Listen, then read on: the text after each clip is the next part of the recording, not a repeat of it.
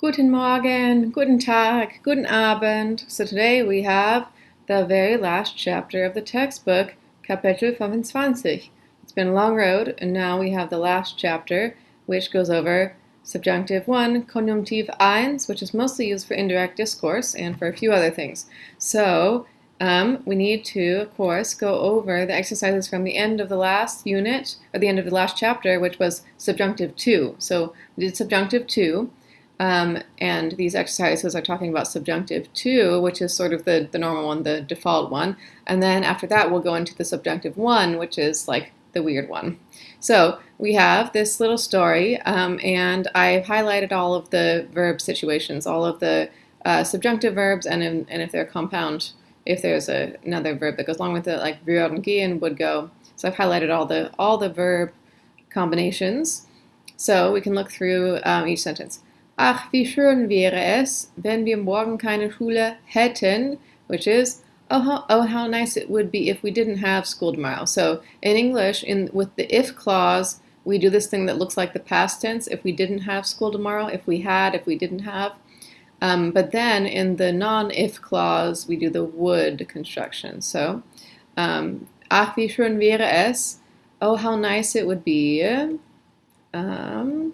if we didn't have school, wenn wir morgen keine Schule hätten. Yeah. So, ich würde erst gegen 9 Uhr aufstehen. Erst is an interesting thing to translate because it means I would get up first at 9, which is better translated as I wouldn't get up until 9.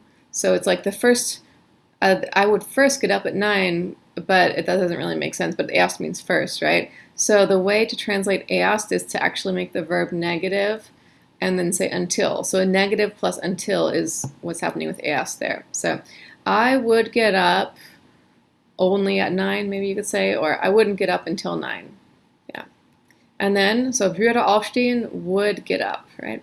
Nach dem Frühstück kämen dann Freunde zu mir. After breakfast, a few friends would come to my place, would come, kämen ein paar Freunde zu mir. Und wir würden in die Stadt gehen, we would go into the city, would go, würden in die Stadt gehen. Vielleicht würden wir zu Mittag in einem Straßencafé essen. Maybe we would eat lunch at a sidewalk cafe, would eat, würden essen. Danach würden wir im Musikladen ein paar CDs kaufen. Afterwards, we would buy. Yeah, so würden and kaufen. Wenn wir noch genug Geld hätten, if we still had enough money. So, yeah, in English, the if clause, it looks like it has a past tense, but it really means if we would have, right? It's still hypothetical. Yeah. Wenn nicht, if not, dann fänden wir auch etwas anderes zu tun. If not, then we would find something else to do. Would find, fänden. Wir könnten uns zum Beispiel einen Film ansehen. We could, for example, watch a movie. Could watch. So that's a modal verb and the subjunctive, right? Wir könnten. We could. We would be able to. We could watch a movie. Ich würde den ganzen Tag in der Stadt bleiben. I would stay in the city the whole day. Und käme erst am Abend wieder nach Hause. So käme, would come. And then, so it's I would come, but then we have this erst thing again. So it's like, I would come, only in the evening would I come home, as in, I wouldn't come home until the evening. It would be so fun. Es wäre doch so lustig. It would be, maybe doch could be really, it would really be so fun. Doch could be really, yeah. So then we have some sentences with modal verbs in the subjunctive. So, Margit und Waltraud haben ein Auto. Sie könnten 2 Kasten Bier mitbringen. Margit and Waltraud have a car. They could bring 2 cases of beer. They would be able to. They could bring 2 cases of beer. Andreas kennt die Nachbarn relativ gut. Könnte die Nachbarn auch einladen. Andreas knows the neighbors relatively well. He could also invite the neighbors. Yeah. Du hast heute Geld bekommen. Du könntest alles bezahlen. You got money today. You could pay for everything. Yeah. Klaus-Peter arbeitet im Supermarkt. Könnte Brot und Käse mitbringen. he works in the grocery store, he could bring bread and cheese. Hypothetically, he would be able to bring bread and cheese. Karl und ich kochen gern. Wir könnten einen Obstsalat machen. We could make a fruit salad. Claudia möchte helfen, aber sie hat vor der Party keine Zeit. She would like to help, but she doesn't have any time before the party. Sie könnte nachher abwaschen. She could wash up afterwards. Wir haben morgen relativ viel Zeit. Wir könnten die anderen anrufen. We have quite a lot of time tomorrow. We could call the others. We would hypothetically be able to call the others. Yeah, we could call them. Okay, so then now we have the past. Slightly more complex, but hopefully we can get through these. Ich hätte ihr nicht geschrieben, which is I wouldn't have written to her. So imagine if it didn't have the negative, it would be ich hätte ihr geschrieben. I would have written to her, and then it's just negative, so I wouldn't have written to her. Yeah. So you have the hätte. It's going to be either hätte or wäre, and maybe different ending for all of them, and then the past participle for all of them as well. Ich hätte mich nicht gefreut. I wouldn't have been happy. I wouldn't have been glad. Yeah. Sie hätten das Haus nicht gekauft. They or maybe you wouldn't have bought the house.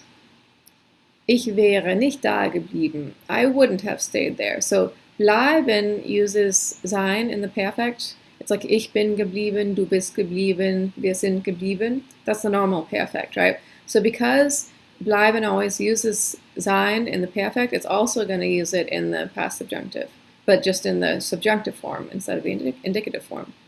I wouldn't have stayed. Ich wäre nicht da geblieben. Wir hätten den Zug nicht genommen. We wouldn't have taken the train. Wir wären mit der U-Bahn gefahren. We would have ridden the subway. So fahren takes sein. Ich bin gefahren, du bist gefahren. So we're also going to use that in the past subjunctive. Du wärst nicht mitgefahren. You wouldn't have ridden with them or us or ridden along. Wenn nur hier gewesen wäre. If only he had been here. Yeah, so of course, wäre, the conjugate verb, is all the way to the end because wenn is a verb kicker. Okay, so now we have some past subjunctive with modal verbs as well, which means we're going to get a double infinitive situation instead of a participle. With these ones, we had participles, right? All these past participles were happening. But with the modal, as soon as the modal verb enters into the situation, then we get a double infinitive instead of a past participle.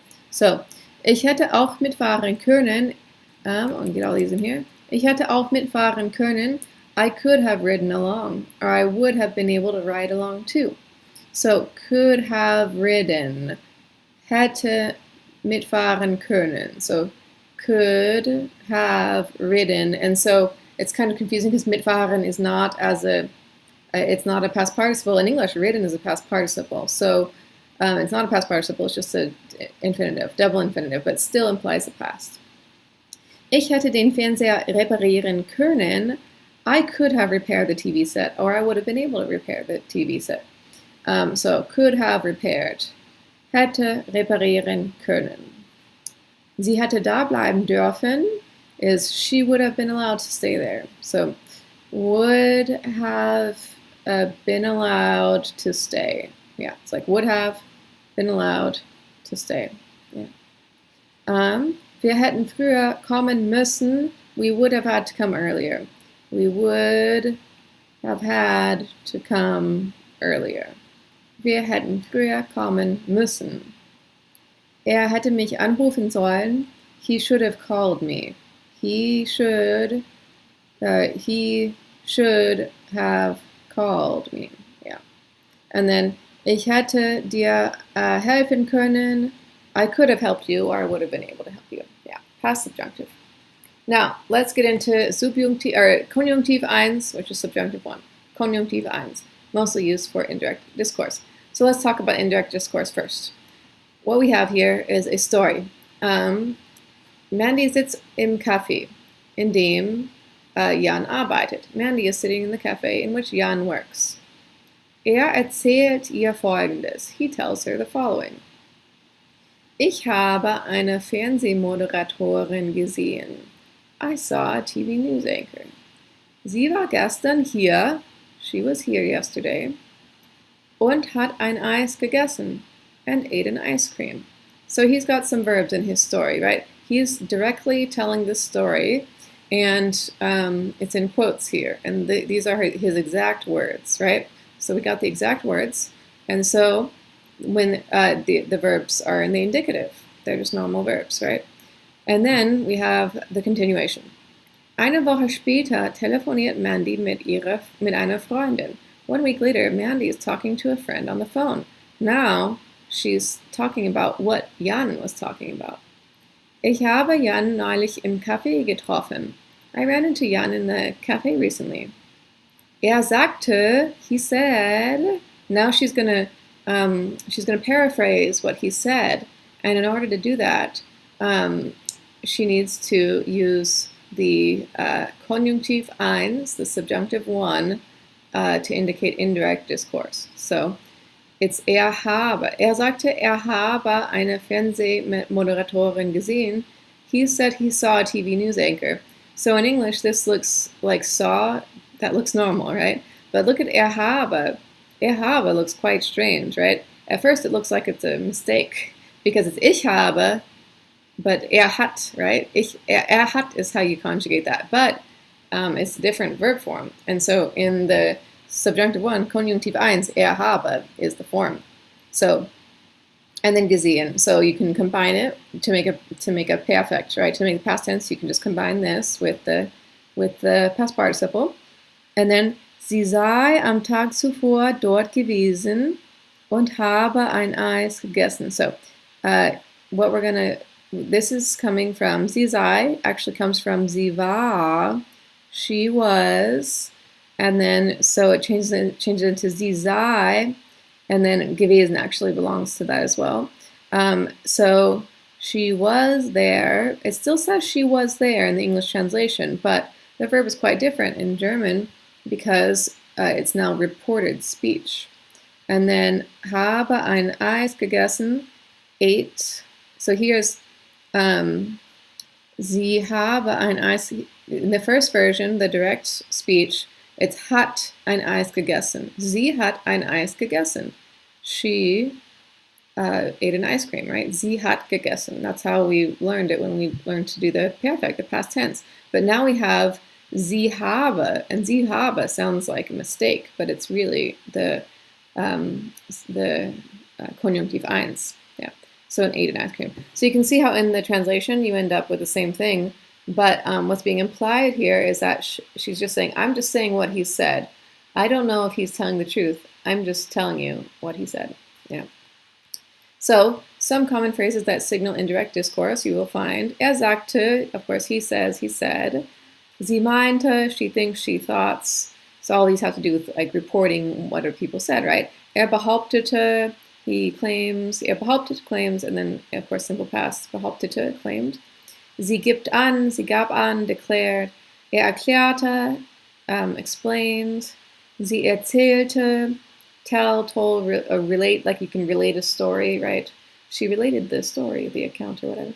And then stellte fest, establish. Fragen, sie fragte, asked. Berichten, to report. Yeah, so they reported that this. And so all of these have to do with opening a phrase that will then have indirect discourse in the Konjunktiv 1.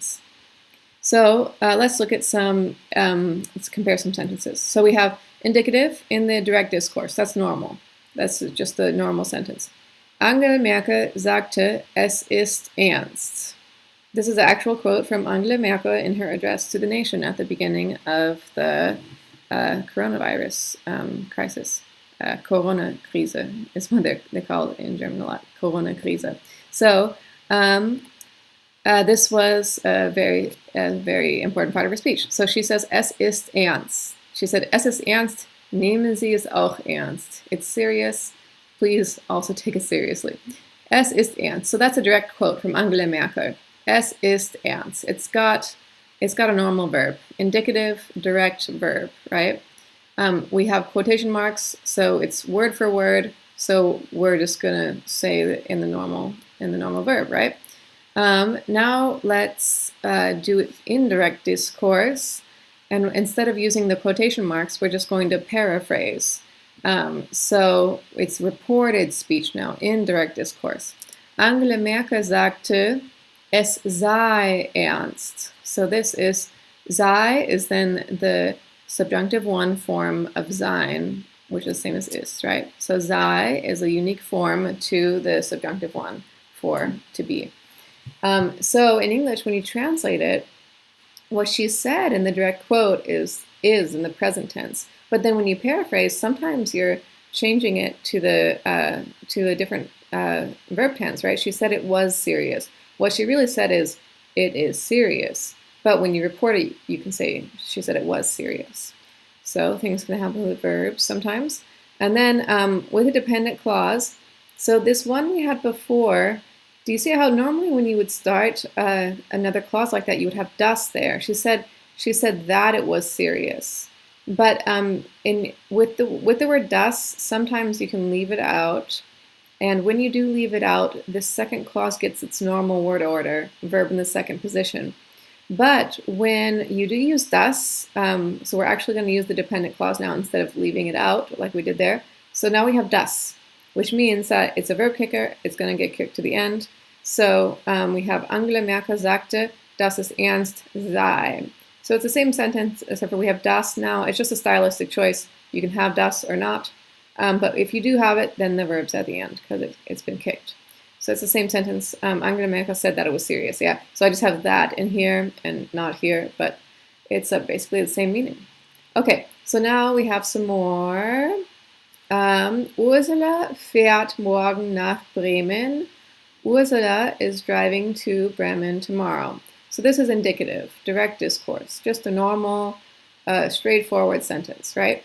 And then we can also, so normal, straightforward sentence, it doesn't have to have quotation marks to be indicative, direct discourse.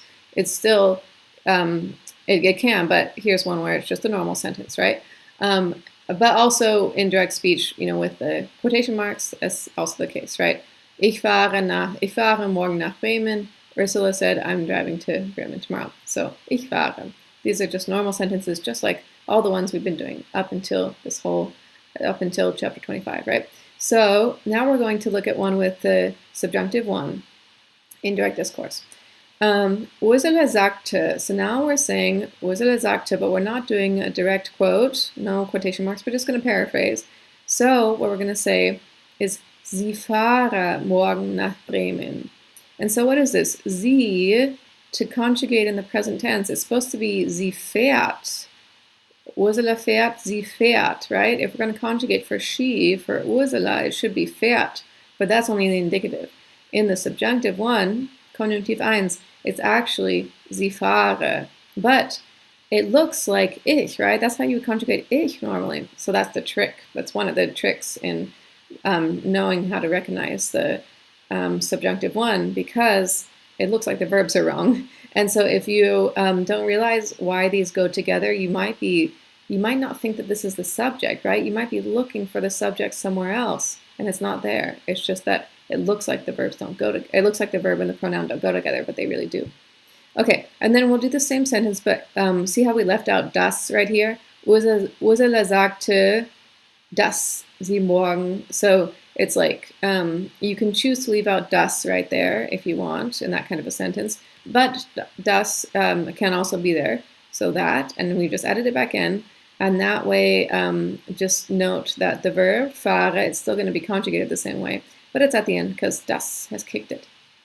Okay, so these are the endings for the Konjunktiv 1, right? It's like the E, you take the stem, stem, right? The infinitive is gehen, and then you take the stem, geh. That's a stem for gehen, geh. And then these are the endings, right? The E for ich, and then the EST. So the E for ich actually ends up looking the same as the indicative. Ich gehe. If you saw ich gehe, you would be like, yes, of course, ich gehe. That's normal, right? So it's identical for the ich. It's identical to the indicative form for regular verbs. But if it's irregular, it's going to start to look weird.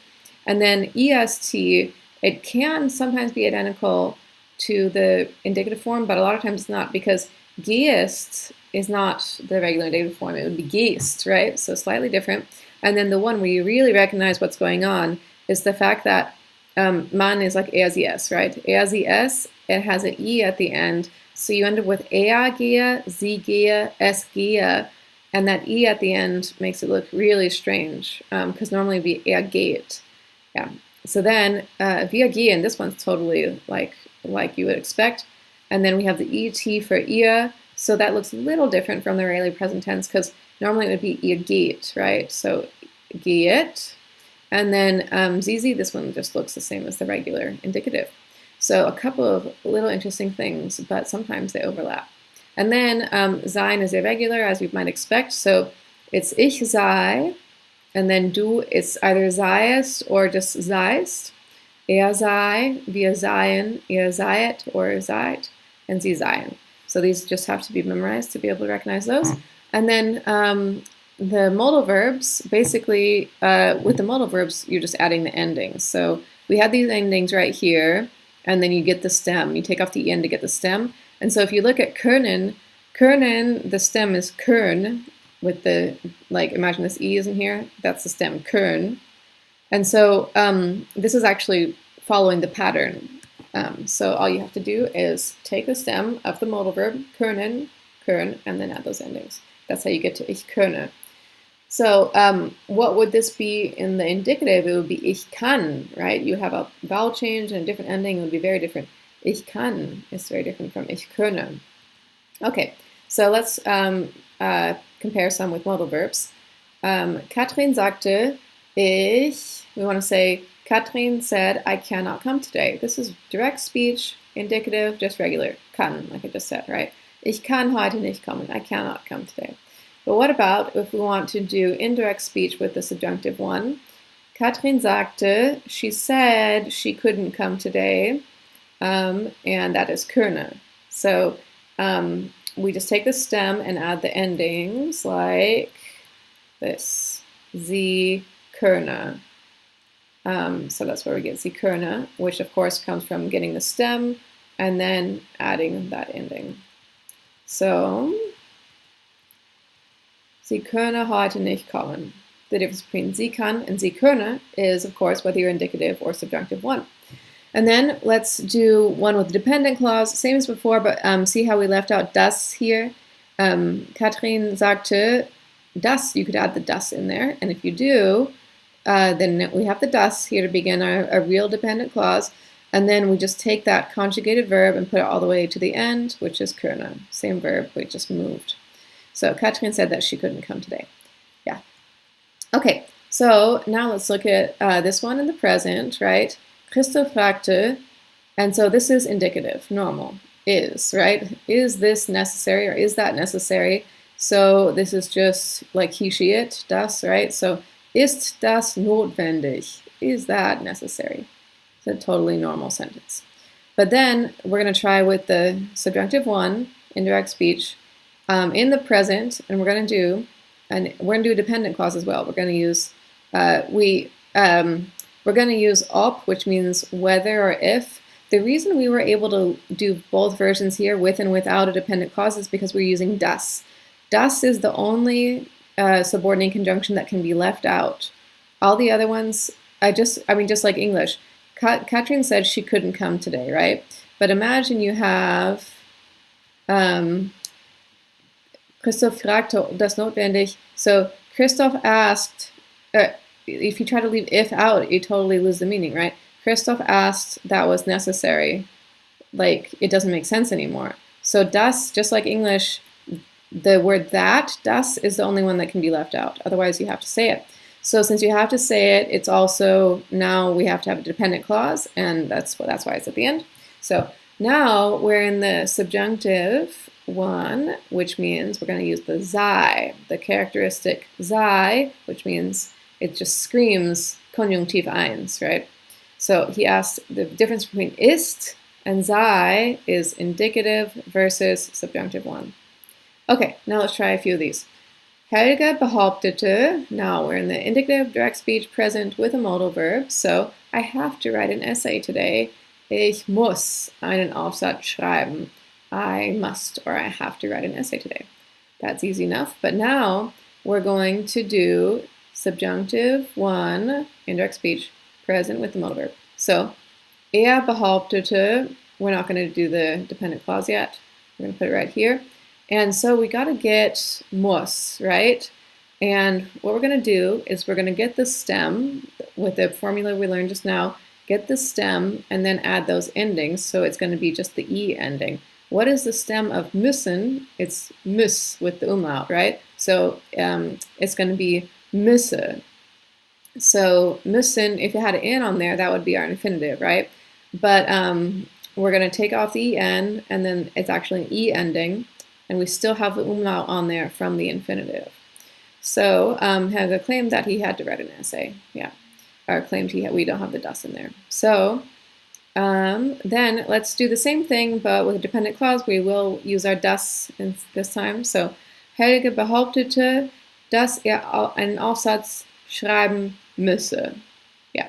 So then we just have the same thing, müsse, at the end because it's been kicked. Yeah. Okay. So then the question is, when do you, to make the decision, indicative or subjunctive one?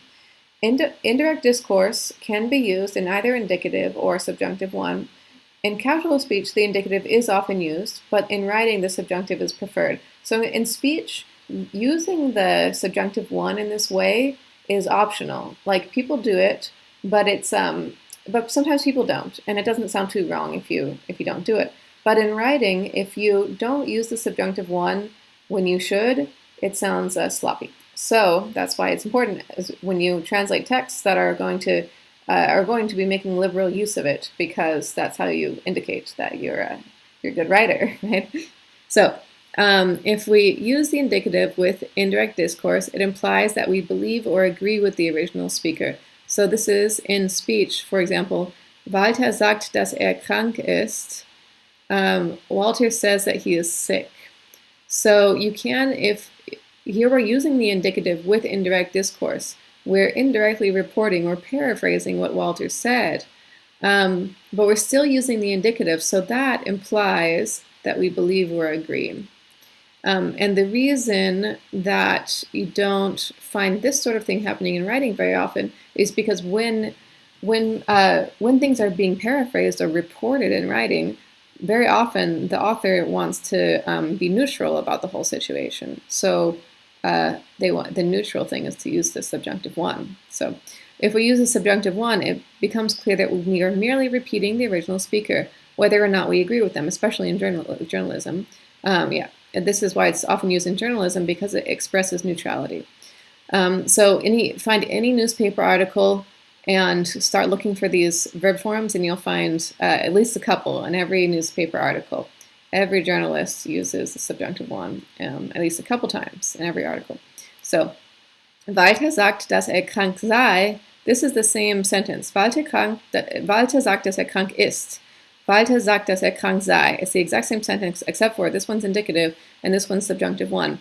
So it's hard to translate into English, right? Because we don't conjugate our verbs differently. There's no separate verb form for that, right? So it's sort of saying Walter says that he is supposedly sick, or apparently Walter is sick. I think this is maybe the most neutral way. So the problem is if you add these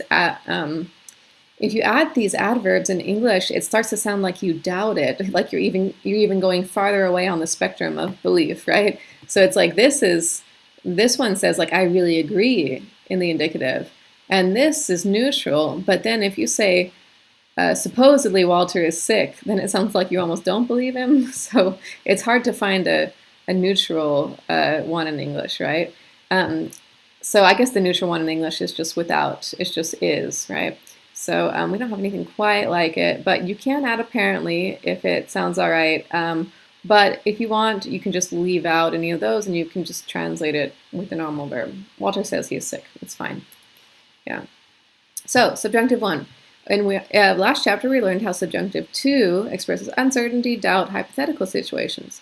These uses of subjunctive, although they are much more structured in German, are not totally unlike the English would and subjunctive. They had some parallel things going on, right? But in Kapitel 25, you learn the forms of subjunctive one, which has no direct equivalent to English, which is why sometimes you can't translate with as much precision as you would like. Subjunctive one is used primarily to express indirect discourse, reported speech, to report things that are supposedly true or to report speech for which the writer does not want to take responsibility. Im Bericht steht, die Tagung sei wichtig, man habe sehr viel zu tun. The report says, it's like it stands in the report says, the meeting is supposed to be important, supposedly they have a lot to do.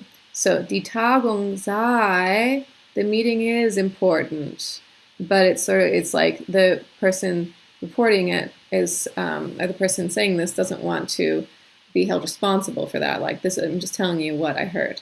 And then man habe sehr viel zu tun, supposedly they have a lot to do. Man habe, but see how strange that looks? Man habe normally would be man hat. So it's really screaming, this is Konjunktiv 1. Okay, so indirect discourse forms are used quite frequently in German to convey that the reporter does not want to take responsibility for what is being said. Doubt may or may not be involved, so it's very much a neutral form, which is hard to translate into English, right? In English, this is made clear by using words like allegedly, according to, apparently, etc. Maybe according to is a good neutral one, but I feel like allegedly, it already expresses some doubt, right? And then in German, these expressions are less necessary as a result of the forms. The verb says it already. You don't have to add these in, right? The verb says it all. And then the forms of subjunctive 1 derive from the stem plus subjunctive endings. The most common forms in formal writing are the third person singular forms, right? Man habe die Tagung sei. It's because you're reporting about someone else, right? So you wouldn't indirectly like paraphrase yourself, and you probably wouldn't indirectly paraphrase like the person you're talking to. And so usually you're indirectly paraphrasing someone who's not there. That's why it's the like he, she, it, or they. Those are the forms you see usually. The ich forms and plural wir and sie forms are generally identical to their indicative counterparts, as we saw in the chart. So they have limited use and are often, if sometimes, you end up with something that looks identical to the other subjunctive we were just learning, subjunctive 2, then you end up with, or if they're identical to the indicative, to like the regular present tense, then they get replaced by subjunctive 2. And then the sein has its own distinctive forms. So let's look at these again. More verbs. We already saw a couple in the chart, and now there are more verbs in the chart. So weak and strong verbs. Sagen is weak, and then geben. These are It's basically the same form for weak and strong. That's why it doesn't matter which ones. They're all the same. So ich sage, du sagest. So that's quite different. Du sagst, du sagest. And then er, sie, es, sage. Wir sagen, ihr saget. Sie, sagen. So the ones you really want to watch out for are er, sie, es, sage, right? Because that is very strange. Er sage, it should be er sagt, but that's the indicative. But here we have a subjunctive 1. And then gebe, and then what's happening here is basically the subjunctive 1 makes all the verbs regular. If they were irregular in the indicative, the subjunctive 1 is like, now you're regular. Now you're just going to follow my rules. So do you remember how it was du gibst and er, sie, es gibt? We had a vowel change there in the regular present tense, right? It was the indicative present tense has a du gibst, a vowel change plus just the st. And so now it's just, the vowel change is gone. And then we're getting all the regular endings. And then kommen, ich komme, du kommst is different from du kommst, and then kommen, yeah. And then fahren, ich fahre, du fahrest, er, sie, es fahre. So this, in the indicative present tense, has a vowel change. It would be du fährst, er, sie, es fährt. You'd have an umlaut right there on du and an umlaut on the er, sie, es. But the subjunctive 1 makes everything regular, and so no more vowel changes. And then werden in the present indicative tense has all sorts of things going on. It has a vowel change plus it has different endings, right? It's ich werde, du wirst, er, sie, es wird, W-I-R-D, wird. And so instead of wird, we're getting werde. So we just have the stem, werd, and then we're getting all the endings. So these are all super predictable and take the endings you might expect, except for sein to be, that's going to be not regular. But even haben is following that rule from all the other. Haben could be on this chart because it follows the same rule. But sein is irregular. It's got some irregular forms that we saw already. So your key to identifying the most frequently found forms is the third person singular, er, sie, es, third person singular, because that's the most commonly used one, and it's the one where it really tips you off that something weird is going on. Er habe, es habe, that's weird. So, of course, it makes you think this is probably the subjunctive one. And otherwise, of course, ich habe looks pretty normal, right? But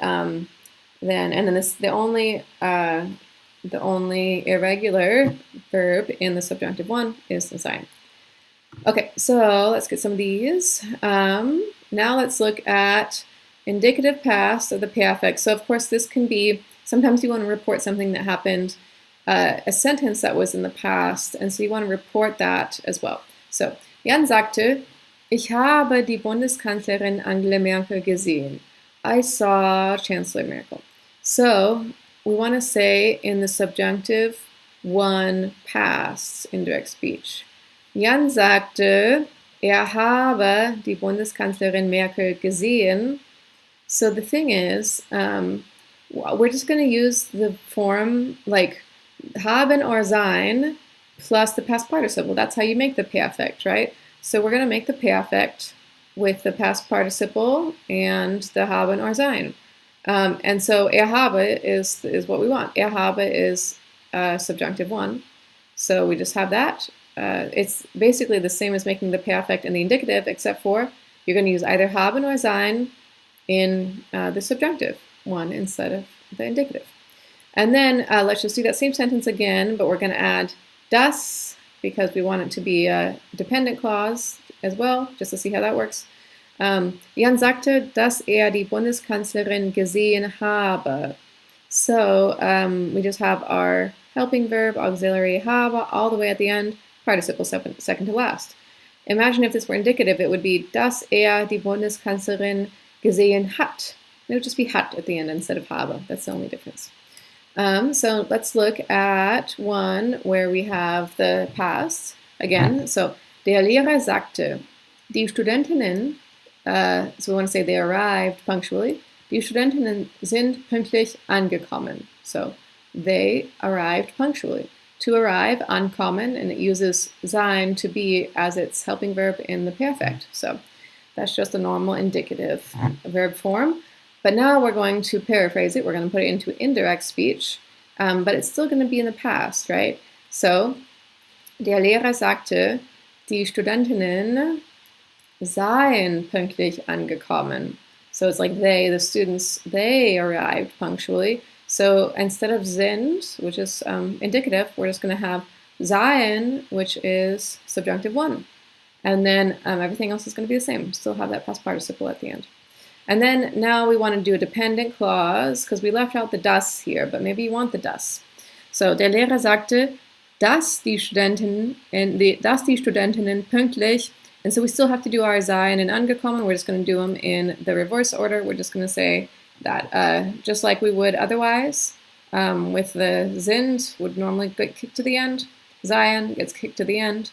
And so we have, der Lehrer sagte, dass die Studentinnen pünktlich angekommen seien. Okay, so this is the past, right? We just looked at a couple of examples of subjunctive one, past. You can use either haben or sein depending on what that verb needs, right? So sagen, gesagt, it needs haben, right? So sie es habe gesagt, sie es habe gegeben, habe gehabt, sei gekommen. So now just like this, we had arriving, right? Ankommen, to arrive. Kommen, to come, also needs to be. So instead of saying sie es ist gekommen, we're going to say sei gekommen. Instead of saying sie es ist geworden, we'll say sei geworden. Normally, if you want to say, he, she, it was or has been, it would be ist gewesen, but now we're going to say sei gewesen. And then, of course, you need the plural as well. They have come, they have been, they have become. So, sie seien gekommen, sie seien geworden, sie seien gewesen. So, the thing is, why are these parts missing, right? What would it even be here in the plural? Sie for they. The thing is, if it were there, it would be haben, because you get the stem and then you have the en. It would end up being Sie haben gesagt, Sie haben gegeben, Sie haben gehabt. And that just sounds like the indicative. It's identical to the indicative, right? And so if there's no way to distinguish those, if they look identical, then we will go back to the subjunctive too, because here's that one again where they're missing. So if they would be the same as the indicative, as the s, or it would be sie for they, Sie haben gesagt. But the author still wants to indicate that this is a subjunctive, not an indicative. So then what happens is you go to subjunctive 2 instead. So this is what the sentence is doing. Im Bericht steht weiter, dass 3 Repräsentanten die letzte Tagung verpasst hätten. So if this were, the report said further that 3 of the representatives, that 3 representatives had missed the last conference. So it's like had missed, hätten verpasst, right? But if we wanted to use this actual form, like it would be haben. This would normally be haben, but it looks just like the indicative.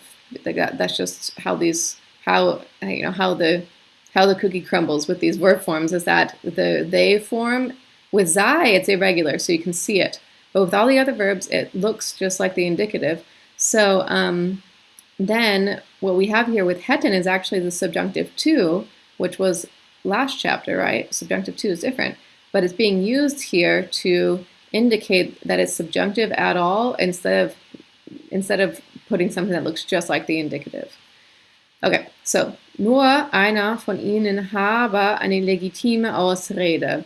Only one of them is said to have a legitimate excuse. So now our subject is singular again. We're not saying they, but he, one, right? So einer von ihnen, one of them. Our subject is like he, she, it, right?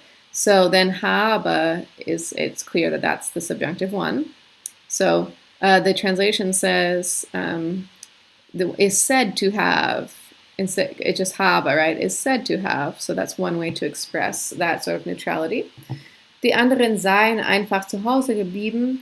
The others simply stayed at home. Yeah. So we have a plural subject, the others, but since our verb is to be, then seien it conveys that, right?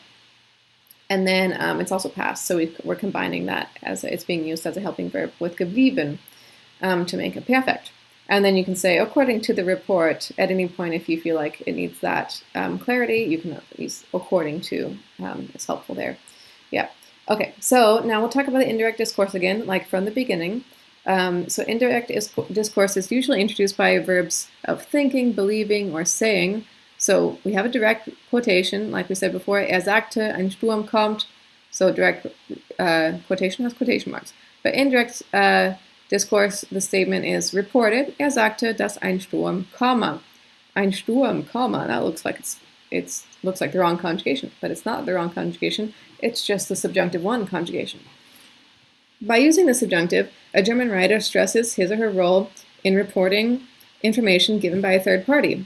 By using the subjunctive, the writer need not constantly remind the reader by periodically saying, and the author further states that the statements continue to be reported. This is why it's harder to take someone out of context in German, because if you can quote someone in English and you can make it, but that person was only quoting someone else in order to argue against that point, and you can then quote them and then make it sound like they believe something different than they do, right? But in German, authors will often use the subjunctive 1 to say, I'm only paraphrasing, I'm about to argue against this, so that you can't, it's harder to take them out of context, right? Yeah. In indirect discourse, Germans usually use subjunctive 1 with the forms that are clearly different from their indicative counterparts. Otherwise, with plural subjects, this is what we're just talking about, where we saw hätte, where we thought we were going to see haben, subjunctive may be used. There's no time difference between the two forms, and to a certain extent they are used interchangeably. Yeah. So conceptually, subjunctive 1 and subjunctive 2 have a lot in common, but they're used in different contexts. The relationship between the tense of the verb and the introductory statement and the tense of the reported speech plays a decisive role in translating the subjunctive form. In German, the tense of the original statement is reflected in the reported speech. In the English translation, however, the tense of the reported speech depends on the tense used in that introductory statement. So we had this where you would maybe be using a different verb tense in English than is exactly what is there in German, because we tend to make the reported speech verb match the introductory statement, but in German you might not do that. As in you don't do that. So let's look at, when dealing with the indirect discourse, translate the present subjunctive in the same tense used in the introductory verb. So, sagt, dass es wisse, he says that he knows it. Wisse, this is a good example of something that the reason you can tell it's in the subjunctive is because it's been regularized, right? It comes from wissen, to know, and if you conjugate wissen in the present tense indicative, it's like, ich weiß, du weißt, sie es weiß. It's got a huge vowel change. And so that vowel change is not here anymore. And so that's what's really telling you that it's subjunctive 1. So he says that he knows it. Sagt, dass es wisse. And then he says that they know it. Sagt, dass sie es wüssten, right? Now we've changed, because normally it would be wissen, it would just be this with the N, right? But wissen, sie wissen, looks like indicative. So this has actually been changed. Wüssten is subjunctive 2, not subjunctive 1. So that's that phenomenon happening again. And now let's look at something in the past, the introductory statement in the past, right? Sagte. Instead of just saying sagt, he says, we're saying sagte, he said. Sagte, dass es wisse. But look, we still have our same verb going on, but in English, if you're going to have the introductory statement in the past, then the second verb, within the reported speech, conforms to that and gets put into past as well. But in German, we have past here, simple past, but then the second part, which is the reported speech, is still in the present tense because it's retaining the tense that it was originally set in. Yeah. Sagte, dass sie es wüssten. So he said that they knew it. Same thing. In the German, the introductory clause is in the past, but this one's still in the present. And then in the English, we've put this one into the past too. He said that they knew it. Yeah. So translate a past subjunctive in the tense before that of the introductory verb. So sagt, dass es gewusst habe. He says that they knew it. Sagt, dass sie es gewusst hätten. So he says that they knew it, right? Basically, this is the past subjunctive has to be like something that happened before the reporting, right? Because the talking happened, but then the thing before that happened before that. So it has to, if this is present, then this can't be, it has to be further back, right? So, sagte, dass es gewusst habe, he said that he had known it. So he said that he knew it, but it's like he had known it, right? So it goes even further back. Sagte, dass sie es gewusst hätten. This is actually subjunctive 2. So he said that they had known it. So it's like this is said is just normal past tense, but then the reported speech verb needs to be even more past in English anyway, not in German, but in English. And so then you go into the pluperfect, the superpast in English. So then we have, note the following examples. When das is omitted, they have normal word order. We had a few examples with that as well. And then the conjugated finite verb is in second position. So we had several of these already. Sagt, wisse es. He says he knows it. Sagte, habe es gewusst. This is also normal word order. He said that he had known it. So normally you would say sagt das, and these second clauses would start with das, and that would make them real subordinate, that would make them real dependent clauses. And so then the verb will be kicked to the end, but we're not using das, we're just stylistically choosing to omit it. So we just have verb in the second position, not a verb kicked. Okay, now we can use these, we can use the subjunctive for indirect questions. Ob, we had one with ob a few minutes ago, but you can do this with other question words like wer, wann, wo, womit. So subjunctives in indirect questions are translated like those in indirect discourse. So, sie fragte mich, ob die Preise gestiegen seien. She asked me whether the prices had risen. So, see how this is like gestiegen seien, climbed, or they have risen, or they have climbed. And so this is actually regular past tense in German, seien gestiegen. But then in the translation, they're superpast, pluperfect. But this is, they're both in regular past in German, simple past and perfect. So, sie fragte mich, ob die Preise gestiegen seien. She asked me whether the prices had risen. Und was ich gekauft hätte, and what I had bought. Hätte is being used, that's the subjunctive 2, because the subjunctive 1 would be was ich gekauft habe, which looks identical to the indicative, and so this author really wants to make sure it looks subjunctive, so they're just going to revert to the subjunctive 2 instead of the subjunctive 1. Der Verkäufer fragte uns, wo unser Geld sei. The salesman asked us where our money was. So see how was is in past, and the German is present. Yeah. So der Verkäufer fragte uns. The salesman asked us. And then wo unser Geld sei. So wo is like the beginning of the dependent clause. And then we just have a verb kick to the end. Ich habe ihn gefragt, warum das wissen wolle. I asked him why he wanted to know that. See, wolle is a good example of the vowel change happens in the indicative. Ich will, du willst, sie, es will. But then, in the subjunctive 1, it goes back to as if it were regular. It regularizes it. So, ich habe ihn gefragt. I asked him, warum das wissen wolle, why he wanted to know that. So reporting, the verb is want, and then it's just got like any modal verb, you're going to have the conjugated modal verb and then the infinitive. And because it's a dependent clause, warum is a subordinating conjunction introducing the dependent clause, and of course the verb is kicked to the end, conjugated verbs kicked to the end. Wollte wissen, womit wir bezahlen würden. He wanted to know how we intended to pay. He wanted to know with what we would pay, as in how we intended to pay. Yeah. So we just have womit, with what. So any of these what do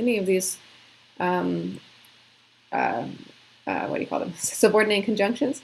They can all be used in this way. Yeah. So this was a summary of the different tenses, right?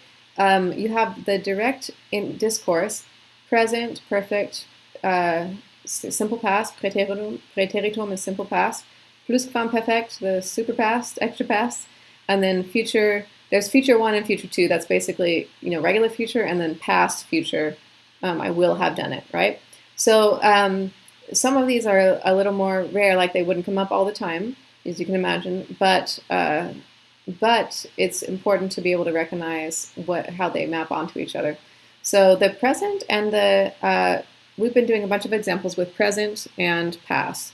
And so see how the perfect and the simple past and the pluperfect, the extra past, those all in the direct discourse, in the indicative, get collapsed into just one. There's only one way to do it.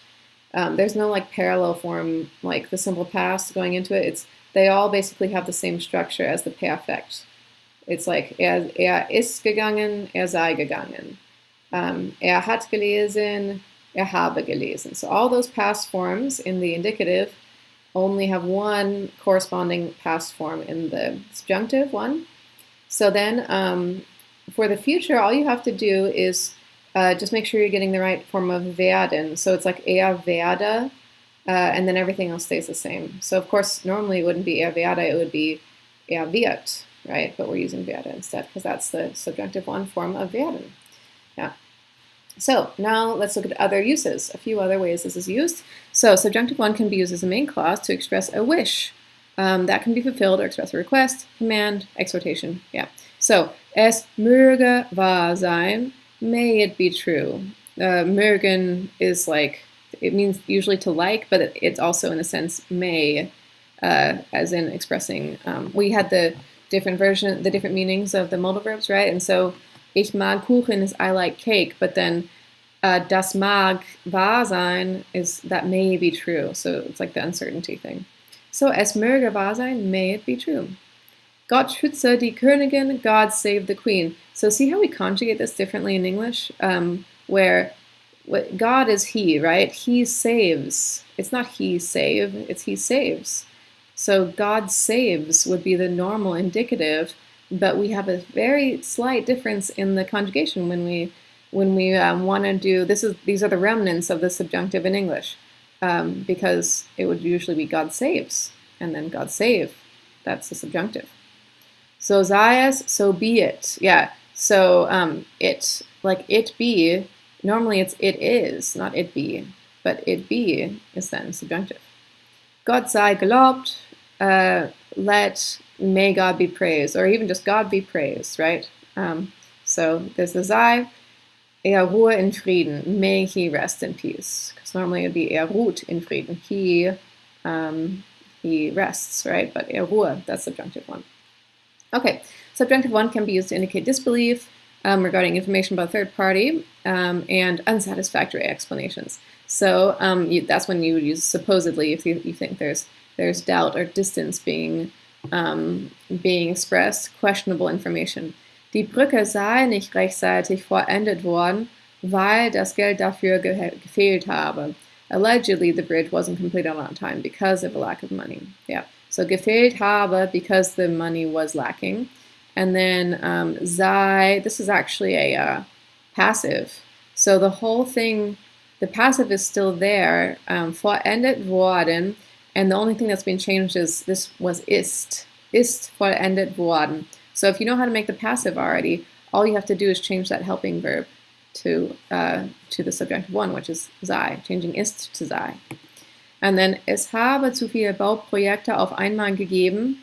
Supposedly, there were too many building projects all at the same time. So, like, es habe gegeben, like, that's it. Es hat gegeben would be the indicative. There were, right? But then, es habe gegeben is subjunctive one. Yeah.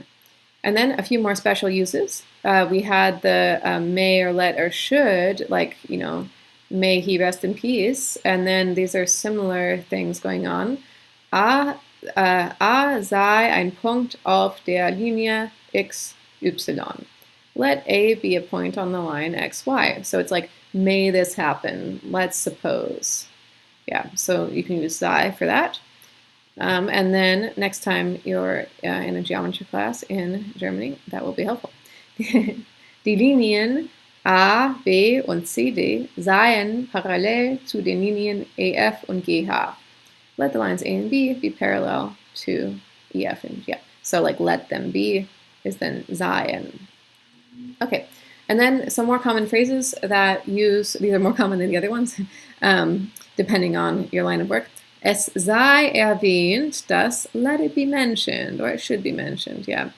Let it be noted. Es sei erwähnt. Let it be mentioned. So es sei. Normally it would be es ist, but es sei. Es sei darauf hingewiesen. It should be pointed out. Let it be pointed out.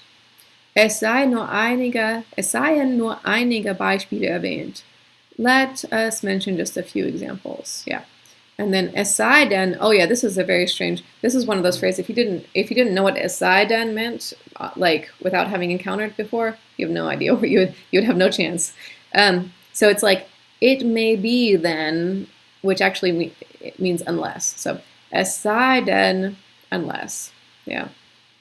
And then formulas and directions. So man at the beginning of a sentence and followed by a subjunctive one, ending in E, is best translated in English with an imperative. So, yeah, you'll see this in directions. It's like, man nehme ein Pfund Butter, 12 Eier, take a pound of butter. So this is an imperative. It's a command form, take a pound of butter.